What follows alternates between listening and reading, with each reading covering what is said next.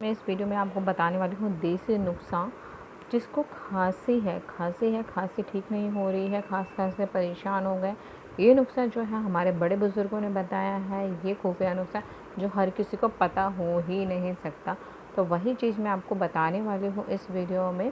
Video को subscribe ज़रूर कर लेना। अगर आपको खांसी आ रही है, खांसी की समस्या आपकी ठीक नहीं हो रही, खांस के हो गए हैं परेशान, तो रात में सोने से पहले थोड़ा सा गुड़ खा लीजिए, जिससे आपकी खांसी हो जाएगी।